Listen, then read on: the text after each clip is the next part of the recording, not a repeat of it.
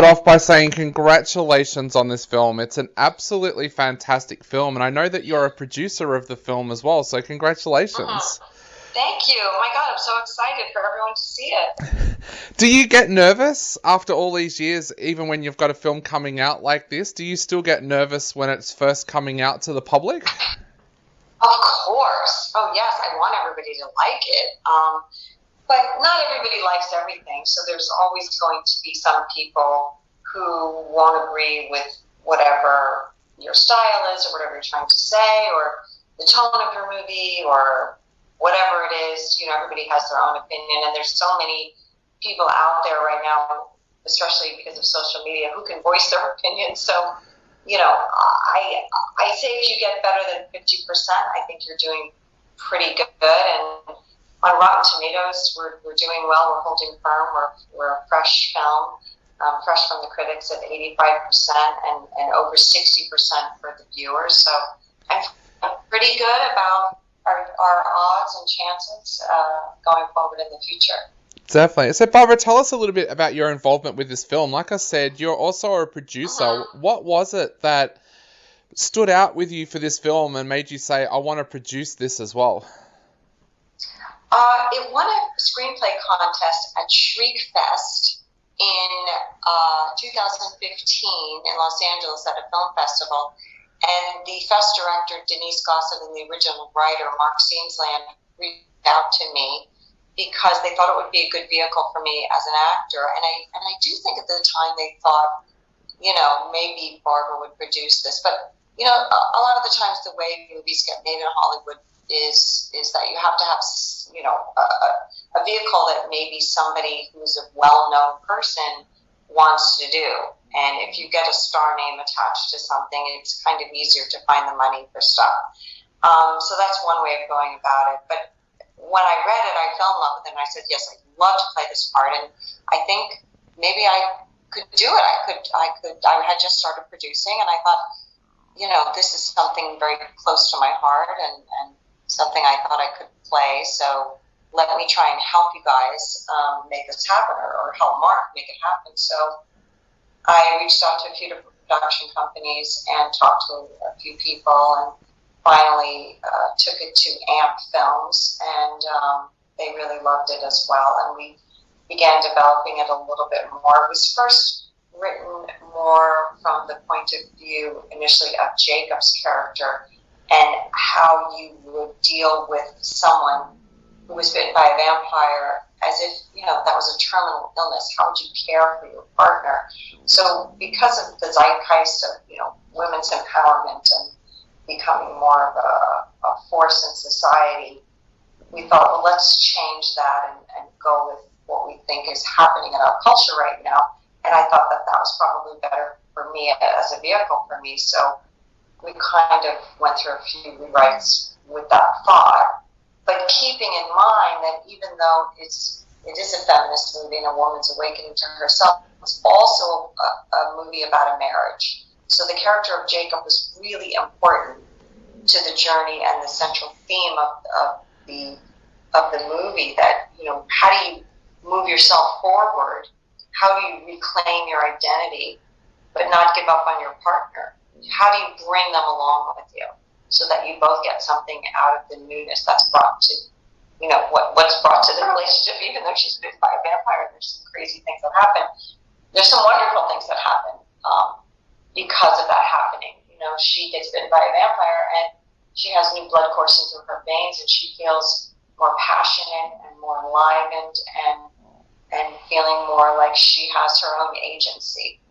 Yeah, there's some absolutely beautiful moments in this film between Jakob and Anne as well. I love that scene where Anne basically says to Jakob, you need to make your mind up what you're going to do here, and he has to make that decision. Did you and Larry sit down and talk about those scenes and about how deep and emotional they would be? We did. We talked about it a lot, and Larry and I are both longtime married people, and we also are very good friends. So we had many, many conversations about the dynamics of our own relationships and our own marriages and how that was similar or different in and Jacob's relationship. And also, Travis Stevens, our director, sent us a questionnaire, asked us things about our own marriages. And we filled out the questionnaire, and then we sent it to him, and then he shared our answers with each other. And then we got together on I think we did a Skype at that time, because we did this right before the pandemic, so nobody was using Zoom, actually. And we talked about it and sort of tried to fine-tune some of those moments. And you know, Larry and I just have a really good shorthand with one another. We tried a few things and talked about it. But I feel like Larry is a very generous performer, and I hope that I am as well. And so there was a lot of give and take in our performances together.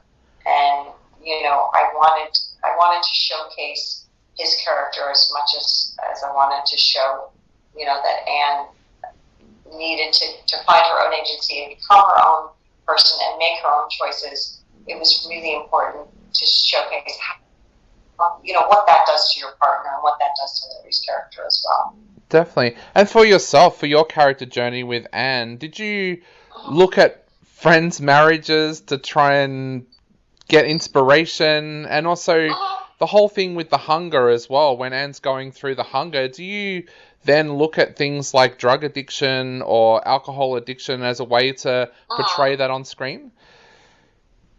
You know, with the dynamics of how she was feeling in her own relationship, I really used my own relationship, and a lot of the things in the movie are things that happen between my husband and I. My husband cuts me off all the time, like Jacob cuts Anne off, because he's very quick, my husband. He's from New York, and he just doesn't have time to wait for things. So if you're hesitating in a conversation, he'll think of the word and he'll just go on, and I'm always telling him, hey, calm down, slow down, man, you know, let me speak for myself. But it's not in a condescending manner at all. He's just, you know, he's just a very New York kind of guy. But there's certain things in our relationship as well, like when Anne is cooking the eggs at the stove, and Larry's character, Jacob, is on the phone, and he hears something, and he's like, Anne. Well, I have to walk to Jacob to see what he's saying to me, instead of him coming into the room and telling me what he wants me to tell him. My husband does that too. I know it's making my husband sound awful, but he's really a lovely guy and so supportive. But there's like little things that he does that we actually put into the script. But my husband is also the most wonderful, supportive, and encouraging person, so that I know that if I was bitten by a vampire and I wanted to change my personality, my husband would go, okay, what's going on? What do you want to do? So I feel like he's also very generous. But in certain ways, about when you're a long-time married person, there's a lot of things that just go unspoken that you don't talk about. They're just ways of communicating and ways of being with one another that you take for granted. And Larry talked about that a lot. I think, you know, I can certainly say that I take my husband for granted, and he often takes me for granted too. And we just infused a lot of that into our characters, you know, together, and just discussed it. We would discuss every scene before we did it many times, and really focus on 2 or 3 scenes, you know, per day to shoot. And we did a lot of prep work for it, so I felt like we were really ready when we got there. But what was the second part of your question? Was another part of that? With Anne's hunger for blood, did you look at things like addiction? Yeah, I mean, there's just, you know, a yearning for something and a desire for something. I've had yearnings. I don't really have an addictive personality, but I know what it looks like because I know people who are alcoholics, and I know kind of, you know, what that feels like. I don't really know any drug addicts, but I know what it feels like to have an addictive personality just by, you know, as an actor, you just sort of get it from osmosis by knowing somebody and seeing different behavioral things that happen to people. So I looked at ways of showcasing that, you know, feeling of when she was really feeling hungry and really needed something, you know, in a physical manner. But also, you know, I come from the school of acting of, if I was this character in this situation, what would I do? So what would Barbara do if she was really hungry and really starving? And sometimes you just find that place inside of you that exists because the possibilities are endless. If you as an actor commit to something, it's like a child playing pretend. You know, you really commit to something, and things happen spontaneously that you also don't expect. And I tried to fill my world with as many moments as that too. So, you know, the character wouldn't seem too contrived. You know, it just sort of happen in the moment. Yeah. You mentioned earlier as well that you and Larry have a great friendship. Was he always your first choice for Jacob? Like, when you read the role of Jacob, did you think that's Larry? I did. I mean, I had a couple of other people in mind, but Larry was always there from the very beginning. He was one of my top three, and then our top three when Travis came on board. And I probably talked to Larry about this project for almost 2 years. When I felt like it was gaining momentum and it would probably happen even before Travis came on board, I really felt like we were going to be able to raise the money and get the movie made. And so I kept him apprised of the situation, you know, at every turn. And when it finally came down to be able to offer Larry the role, you know, it was very easy to do so because he knew about it. He wanted to do it. And it was, you know, it was something that he was attracted to as well and interested in doing. So, yeah, and part of that was because I wanted to work with somebody who was in a long marriage. I wanted to work with somebody that I knew, who I was friends with. I also wanted to give Larry the opportunity to work on a role that's a bigger role than he normally gets cast as. You know, he's been a director and a producer and a writer for so many years, and he can play the second or third or fourth banana, but he doesn't always get to play the first banana, you know. And he did a very good movie when he was younger, where he was a vampire, and he directed that himself. And I mean, that was just like a stellar, compelling performance. And he's had a few other moments like that on screen, but not to a large degree. And we had worked together on We Are Still Here, and I just thought he was mesmerizing and amazing in that movie. And I just wanted to give him more of an opportunity to show the world what he could do. And I think he did an amazing job. Definitely. You are both amazing in this film. And the other person who does an amazing job too is Travis.